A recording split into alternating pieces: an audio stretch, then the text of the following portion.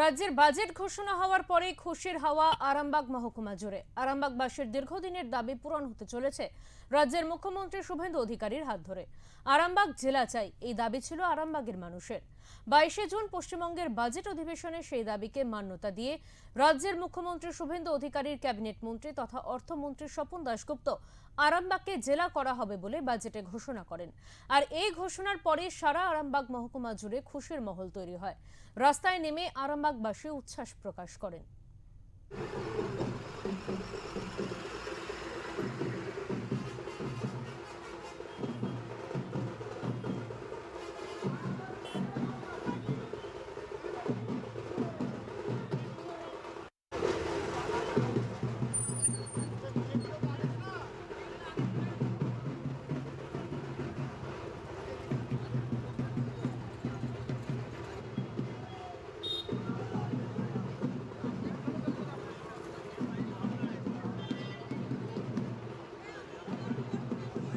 সামনে চলে যান কয়েকজন দল।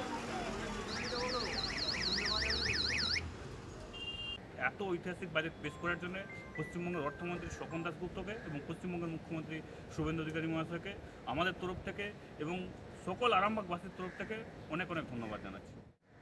আজকে রাজ্য বাজেট ঘোষণা হলো। ধন্যবাদ জানাবো আমাদের রাজ্যের মুখ্যমন্ত্রী মাননীয় শুভেন্দু অধিকারী মহাশয়কে, আমাদের রাজ্যের অর্থমন্ত্রী মাননীয় স্বপন দাশগুপ্ত মহাশয়, যে যেভাবে জনমুখী বাজেট ঘোষণা হলো। পশ্চিমবঙ্গের ইতিহাসে এরকম বাজেট কোনো সরকার করতে পারে। আনন্দের অভিব্যক্তি শেষ নেই, অসম্ভব আনন্দ পেয়েছি। যে দীর্ঘদিনের দাবি, দীর্ঘদিনের প্রায় 16-17 বছর ধরে মানুষের কাছে পৌঁছেছি, অসংখ্য পরিবারের কাছে গেছি, কখনো বিদ্রুপ শুনেছি, কখনো ব্যঙ্গ শুনেছি, হ্যাঁ, এবং বিভিন্ন মানুষ আমাদের সঙ্গে যুক্ত থাকা মানুষরাও কখনো আঘাত করেছেন, সেসব কিছু মাথায় নেই। আজ সমস্ত ম্লান হয়ে গেছে, সব ধুয়ে মুছে সাফ হয়ে গেছে। আরামবাগ জেলার স্বপ্ন পূরণ হয়েছে। স্বপ্ন পূরণের আনন্দ একটা অসাধারণ অসীম আনন্দ। আমরা সেই আনন্দরই আরও উদযাপন করতে পেরেছি। আরামবাগ মহকুমার 4 জন বিধায়ককে অভিবাদন জানাচ্ছি। আরামবাগ মহকুমার পক্ষ থেকে নতুন সরকারের নতুন মুখ্যমন্ত্রীকে আমাদের গৈরিক অভিবাদন জানাচ্ছি। বহুদিন থেকে আরামবাগ জেলার দাবি জানাচ্ছি এবং সরকারের একটা ঘোষণাতেও ছিল যে আরামবাগকে জেলা ঘোষণা করা হবে। আমরা আশা করিনি যে এত তাড়াতাড়ি হবে। প্রথম বাজেটেই যে আরামবাগকে জেলা ঘোষণা করা হয়েছে, এটার জন্য আমাদের বাড়তি পাওনা। এটা আবাদিকে আন্দোলনের পর আবার একটা সাফল্য, কি বলবেন?